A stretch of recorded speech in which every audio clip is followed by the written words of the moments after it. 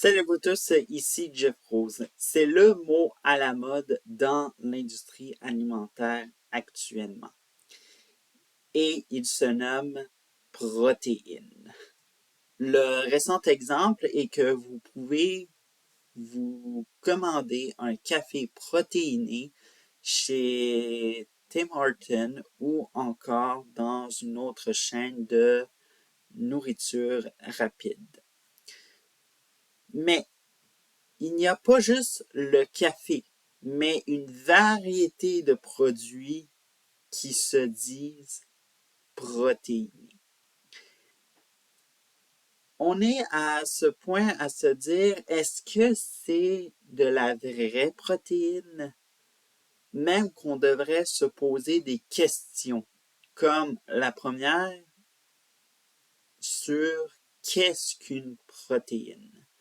Alors donc, la protéine est essentielle pour le corps. Alors donc, on dit essentiellement les muscles, hein, c'est connu.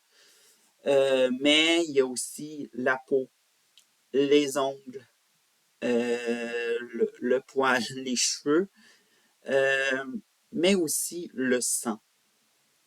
Et dans l'alimentation, elle se trouve dans ce qu'on connaît, la viande, les poissons, les protéines animalières, mais aussi dans les légumineuses, les noix ou encore les produits laitiers. Bref, on en retrouve un peu partout dans notre alimentation.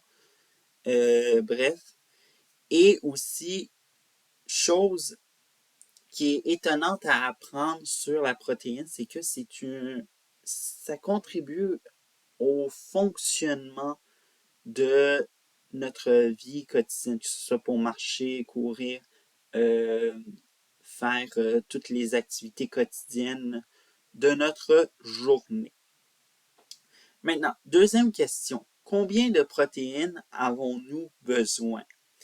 Alors donc, ça dépend de chacun d'entre nous. Alors donc, c'est individualiste comme cas. Et il faut calculer pour le savoir. Alors donc, il faut faire 1 à 1,5 g, alors donc les protéines par kilogramme. Notre poids en kilogrammes et vous allez avoir votre consommation de protéines par jour et tout ça. Mais si vous voulez faire ça plus simple, si on intègre la notion du 25 à 30 grammes de protéines par repas, qui veut dire matin, midi, soir, il y a un impact positif en retour. Et là, ce qui arrive dans le négatif, si on dépasse notre rapport quotidien en protéines, eh bien, l'excédent se transforme en gras. Alors, donc, on va grossir, malheureusement, en autre part. Et au-delà, évidemment, la troisième et dernière question, c'est quelles recommandations à retenir sur la protéine?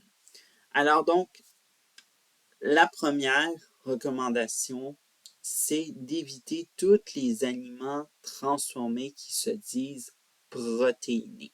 Il s'agit d'un piège, évidemment, parce qu'on s'entend qu'il n'y a pas juste de la protéine qui a été ajoutée, il y a plein d'ingrédients chimiques qui ont été ajoutés sur ça.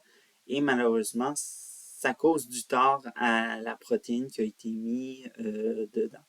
On peut prendre par exemple le café protéiné qu'on surnomme le Profi. Alors donc, les bienfaits de ce que le café protéiné sont obligés de nous donner en retour, malheureusement, sont annulés à cause du taux de sucre qu'on a ajouté dans le café que vous faites sûrement. Alors donc, c'est pas vraiment quelque chose de protéiné, le café protéiné, alors donc il faut arrêter ça. Par contre, si vous pouvez vous fier à, soit disons-le, les aliments, les produits transformés qui ont une liste assez courte. Bon, c'est une recommandation qui est assez universelle là, de se fier à des produits qui ont une liste d'ingrédients assez courte et tout ça. Mais bref, aller aussi vers dans des produits qui contiennent, soit disons-le, un aliment qui est naturellement protéiné et tout ça, comme par exemple les noix, bref, ou autres produits naturellement protéinés. Deuxième point, aussi recommandation, si vous êtes une personne à faible revenu, informez-vous comment incorporer les protéines végétales dans vos repas. C'est pas une question de se convertir au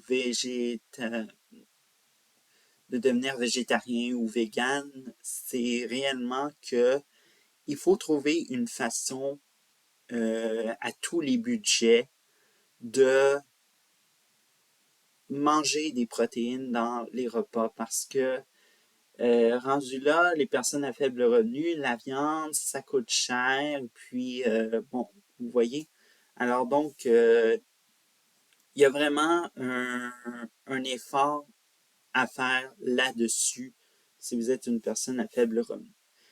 Et euh, troisième et dernière recommandation pour les personnes âgées, eh bien, il faut aller vers des aliments protéinés qui sont plus mous. Hein, on sait que la dentition chez cette classe de personnes, ça commence à être difficile de mâcher de la viande ou autre chose.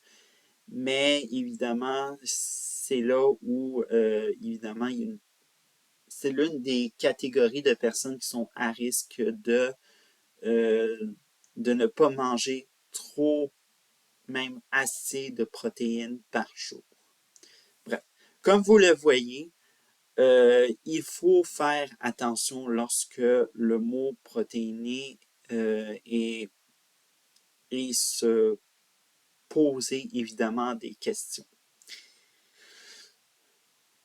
Glow, baby, glow.